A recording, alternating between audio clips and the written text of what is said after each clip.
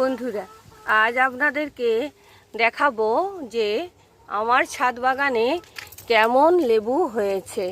আগেও একটি ভিডিও দেখিয়েছি। দেখুন লেবুগুলোর সাইজ ভিডিওতে কতটা আসছে বলতে পারবো না, কিন্তু আমার হাতে আমি আমার জীবদ্দশায় এত বড় মালটা মৌসুম্বি কখনো দেখিনি। তো গত বছর কিন্তু এত বড় হয়নি।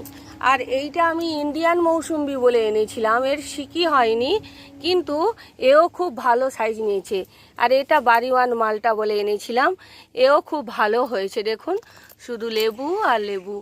এই যে এই তিনটি গাছে আমার যে লেবু রয়েছে, এই লেবুগুলো দেখে আমার এত ভালো লাগছে যে আগামী দিনে আমি এই গাছগুলি যত্ন পরিচর্যার ফলে আরও লেবু পাবো। এখন বিষয় হলো, আমাদের এইখানে যে গাছগুলি হচ্ছে, কিনে তো আনছি, অপেক্ষা করতে হচ্ছে 2 বৎসর, তারপরে যখন ফল পাচ্ছি ফলগুলো মিষ্টি না টক। বন্ধুরা, আমরা কিন্তু প্রসিদ্ধ নার্সারি থেকেও নিয়ে আসার পরেও গত বৎসর আমার এই লেবুটা টকের দিকেই ছিল। অনেকে বলেছেন চুন দিতে, চুনও দিয়েছি, তারপরেও এবছর একটি লেবু খাওয়া হয়েছে যে টক। তাহলে আমি আবার বিভিন্ন নার্সারিওয়ালাদের সঙ্গে কথা বলেছি যে চুন দেওয়ার পরেও কেন টক হচ্ছে। তখন ওনারা বললেন যে সাইট্রাস জাতীয় গাছে একটু ফসফেট দিতে হবে আর একটু পটাশ দিতে হবে। তা যারা অর্গ্যানিক করেন তারা এখানে কলার খোসা, পেঁয়াজ খোসা এই সব দেবেন। আমি অর্গ্যানিকই করি, কিন্তু এই বছর পরীক্ষাগতভাবে অল্প স্বল্প আমি এখানে সুপার ফসফেট দিয়েছি আর 0050 দিয়েছি। মিউরেট অফ পটাশ আমি ব্যবহার করি না।